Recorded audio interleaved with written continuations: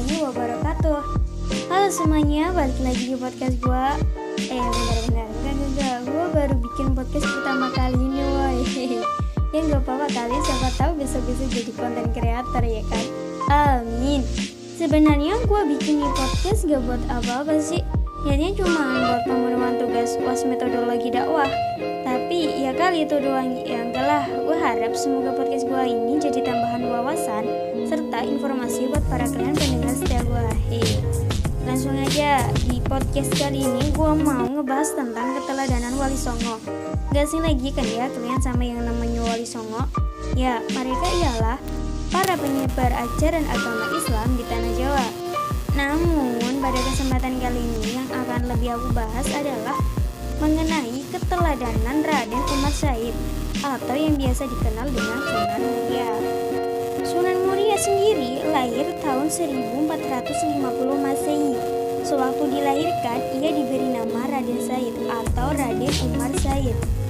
Nah, beliau sendiri juga mempunyai nama kecil yaitu Sunan Prawoto. Kalian tahu gak sih Sunan Muria ini anak siapa? Ya, sebenarnya Sunan Muria ini adalah merupakan anak dari Sunan Kalijaga dengan Dewi Saroh yang merupakan putri dari Maulana Ishak.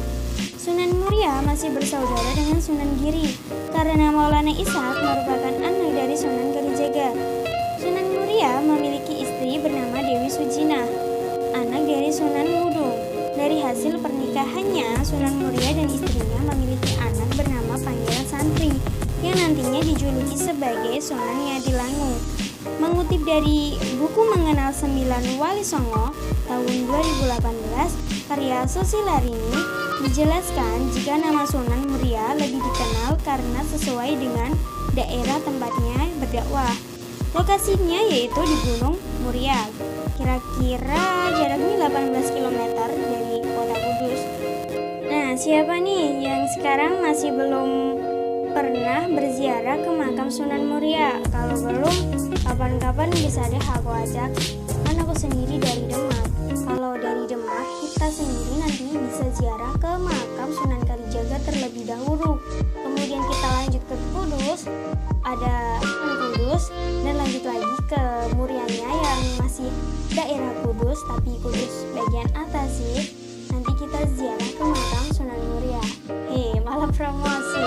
Lanjut. Dakwah Sunan Muria dalam menyebarkan ajaran agama Islam, beliau menggunakan metode kursus untuk menyampaikan dakwahnya. Kursus ini diselenggarakan bagi para pedagang, pelaut, rakyat jelata, dan nelayan. Sunan Muria memberi pengajaran tentang cara bercocok tanam, berdagang, serta cara melaut. Tidak hanya itu, ia juga menggunakan gamelan sebagai sarana dakwahnya. Caranya dengan memasukkan unsur Islami ke dalam alunan musik gamelan. Hal ini semakin mempermudah penyebaran ajaran agama Islam karena masyarakat semakin mengerti. Sunan Muria juga dikenal sebagai pencipta tembang Mocopat, yaitu Sinom dan Kinanti. Kalian tentunya juga gak asing kan ya sama yang namanya tembang Mocopat? Ini kalau di SD dulu ada pada mata pelajaran seni suara Jawa, biasa disebut dengan SSJ. Ini anak Jawa nih mesti ngerti nih ya kan. Oke, lanjut. Sunan Muria sendiri dikenal sebagai sosok yang memiliki kepribadian sakti serta kuat. Tidak hanya itu, Sunan Muria juga sering jadi pandangan konflik di Kesultanan Demak pada tahun 1518 sampai 1530. Ia juga dikenal sebagai pribadi yang bisa menyelesaikan masalah yang rumit sekalipun. Nah, dalam buku Sunan Muria Raden Umar Said karya Yoyo Rahayu Basuki, dalam buku tersebut disebutkan jika gaya atau cara berdakwah Sunan Muria juga sangat mengedepankan kelembutan.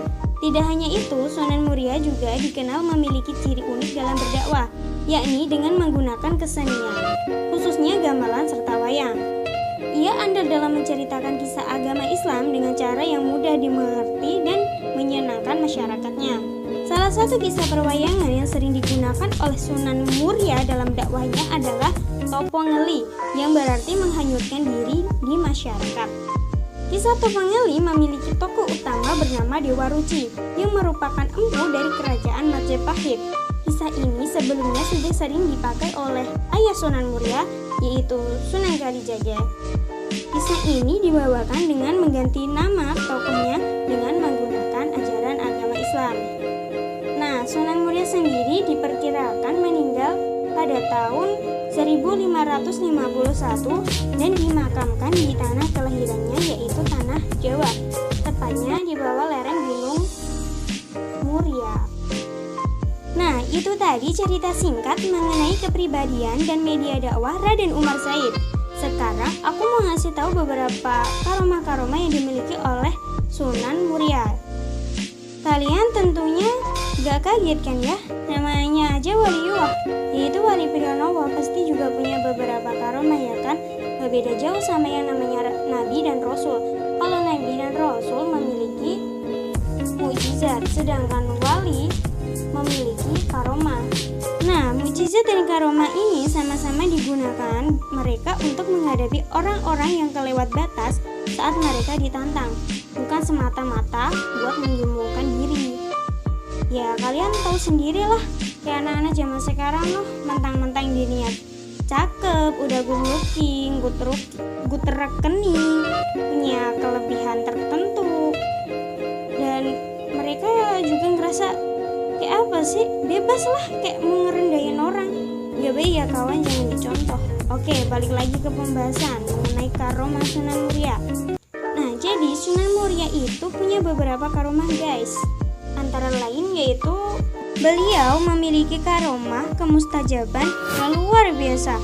Ketika ia mengatakan sesuatu, maka alam semesta serta ridho ilahi selalu menyertainya, sehingga apapun yang ia ucapkan pasti akan terbukti. Ada nih guys buat cerita. Ya, aku mau cerita sedikit ya.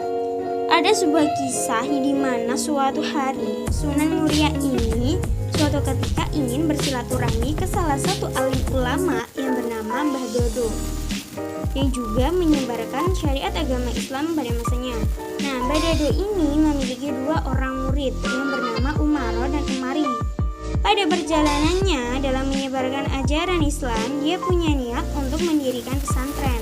Tetapi tepat di kaki Gunung Muria waktu itu, tepat pada bulan Ramadan malam nuzulul Quran, datanglah Sunan Muria untuk bersilaturahmi sekaligus membaca Al-Quran bersama Mbah Dodo.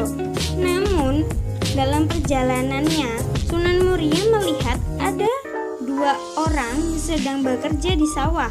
Sunan Muria kemudian memperhatikan orang tersebut. Ternyata orang tersebut adalah Umaro dan Umari yang merupakan murid dari Mbah Dodo tadi. Nah, Sunan Muria kemudian menggeleng-gelengkan kepala dan berkata, "Sekarang kan malam nuzulul Quran, kenapa masih bekerja?" Mereka yang mendengar suara tersebut kemudian menoleh ke belakang. Ternyata ia tahu bahwa orang yang berkata itu ialah Sunan Muria. Mereka semua terdiam dan menunduk. "Anu Kanjeng Sunan," ucap mereka sambil berkata dan bertatapan satu sama lain. Kemudian Sunan Muria berkata, "Sebaiknya membaca Al-Quran untuk menghargai kedatangan nuzulul Quran yang penuh rahmat ini. Kalian tentu tahu kan bahwasanya membaca Al-Quran di malam nuzulul Quran akan mendapat pahala yang dilipat gandakan. Tapi kenapa malah kalian berendam kayak bulu saja?" Dan seketika itu pun mereka berubah menjadi bulus atau sejenis kura-kura begitu loh guys. Nah, dapat diambil kesimpulan atau hikmah dari cerita tersebut bahwasanya kita saat melakukan kegiatan senantiasa mengingat kewajiban ibadah kita. Jangan hanya semata-mata menyibukkan dengan urusan dunia, tidak lupa dengan kesibukan urusan akhirat. Nah, dari karomah tersebut ada juga karomah yang lain guys. Itu tentang buah keramat Parijata. Kalian juga gak asing kan dengan buah ini? Yaitu sebuah buah kayak apa sih? Beri-berian yang warnanya merah keungu-unguan. Bentuknya tuh bulat kecil-kecil begitu kan ya. Rasanya tuh asam, sepet-sepet asam gitu. Biasanya nih dicari para ibu-ibu hamil. Katanya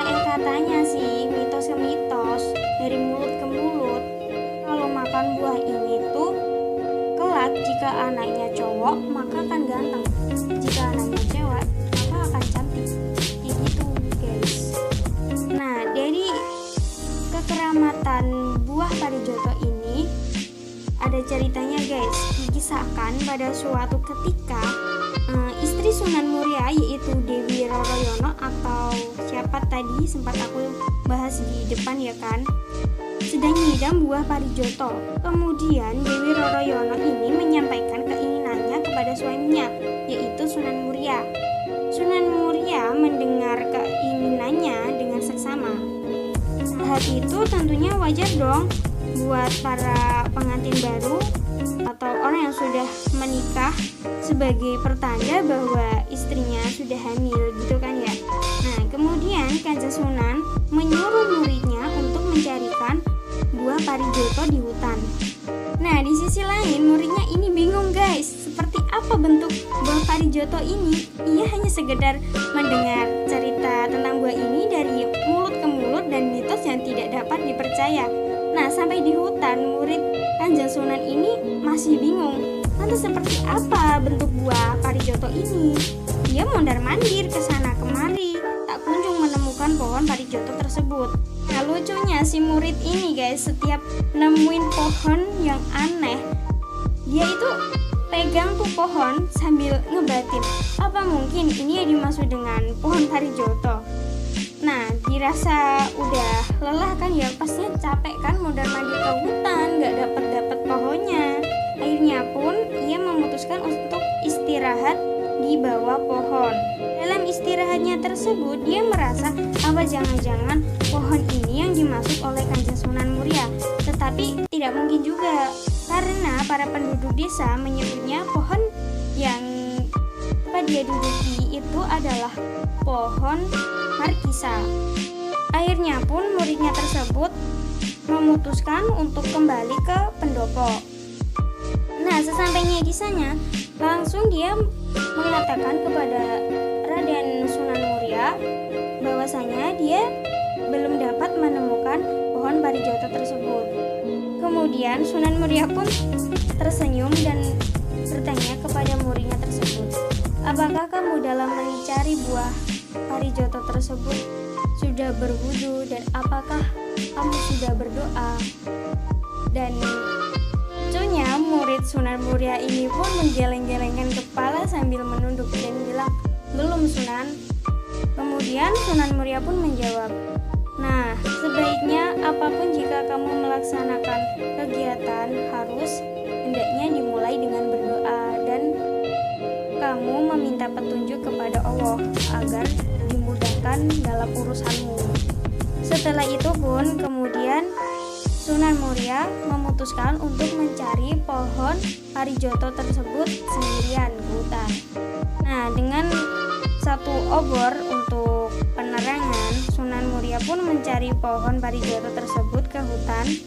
Dan dalam pencariannya tersebut, Sunan Muria pun berdoa kepada Allah agar diberikan petunjuk dan kemudahan untuk mendapatkan pohon parijoto yang diinginkan oleh istrinya tersebut. Dan alhasil, alhamdulillah, seketika pohon parijoto tersebut berada tepat di samping Sunan Muria. Kemudian pun Sunan Muria memetik beberapa pohon untuk dibawa pulang. Tapi mengingat bahwasanya pohon parijoto tersebut kelak mempunyai manfaat dan khasiat yang sangat luar biasa, akhirnya pun Sunan Muria memutuskan untuk mencabut beberapa bibit pohon tersebut untuk dibawa pulang.